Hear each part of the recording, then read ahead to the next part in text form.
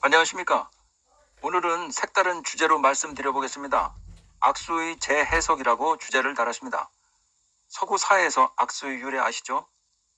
모르는 사람 둘이 마주쳤을 때 서로 내 손에 당신을 해칠 만한 도구가 없다는 의미로 악수가 유래되었다고 하죠.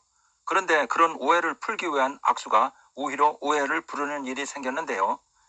미국 역사를 보면 미국에 맨 처음 이민을 온 사람들은 종교 박해를 피해 청교도를 포함한 100여 명의 영국인들이었고, 그 후 미국에 들어온 사람들은 독일 사람들과 아일랜드 사람들이었습니다.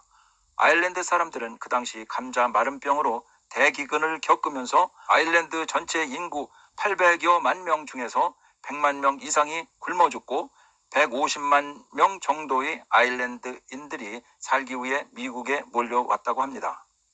말하자면 보트피플인 거죠.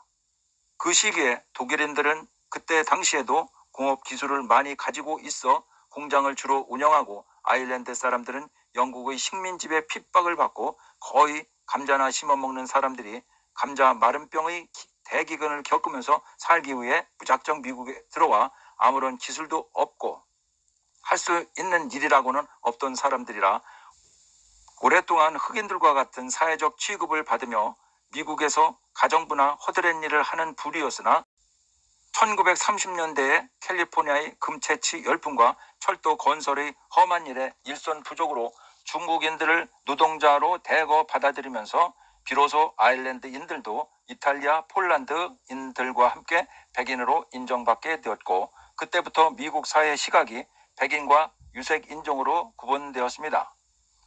중국인들은 체구가 작은 것부터 영어를 제대로 구사하지 못하니 모든 멸시를 그대로 받는 것을 7, 80년대 미국의 서부 영화에 나오는 머리를 따은 키 작은 중국인이 심부름이나 하는 서부 영화를 보면 단편적인 그들의 고정관념을 잘 알 수 있습니다. 그 후 세계 각국에서 아메리칸 드림을 꿈꾸고 미국행이 이어졌습니다. 오래전 얘기지만 백인들이 동양인과 악수 후에는 손을 닦았다는 말을 들어본 적이 있습니다. 그만큼 백인 사회의 많은 사람들이 동양인을 위생적으로도 더럽고 벌레보듯 했다는 얘기입니다. 지금은 미국 인구의 70여 프로가 중남미 히스패닉계 백인이며 흑인이 15%입니다. 동양인 비율은 5% 정도 있습니다. 지금까지 서구 사회에서 동양에 대한 많은 인식의 변화에도 불구하고 지금은 중국이 미국 경제를 오히려 위협하는 시대가 되었고, 미국 서민들이 경제 위기 의식을 느끼면서 그 반작용으로 일부가 동양인을 증오하고 있습니다. 미국 등 서구 사회는 중국의 의심스러운 코로나 발생 원인과 더불어 코로나 사태로 겪는 피해를 동양인들의 잘못이라 여기고 테러로 이어져 왔습니다.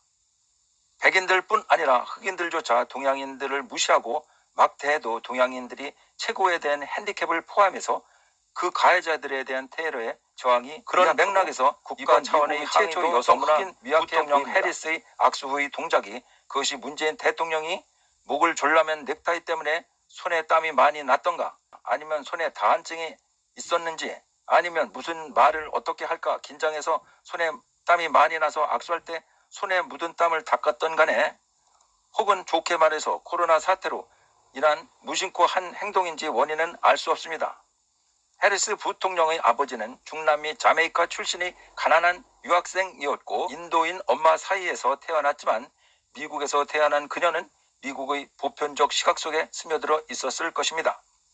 그런 의미에서 어쨌든 문재인 대통령을 싫어하든 좋아하든 상관없이 한국인으로서 TV 영상의 두 사람의 악수 후에 해리스가 손을 바지에 문지르는 장면이 결코 기분 좋은 일이 아니며 씁쓸하고 무한한 장면이 아닐 수 없습니다. 이 행동이 고의든 아니든 미국을 포함한 각국의 언론에 회자된 만큼 본인의 해명이 요구되는데 아무런 응답이 없는 것도 한 국가의 대통령에 대한 결례를 넘어 한국 국민에 대한 모욕이 아닐 수 없습니다.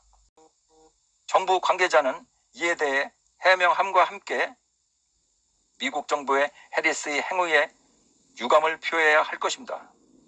오늘은 여기까지 하겠습니다. 구독, 좋아요 부탁합니다. 감사합니다.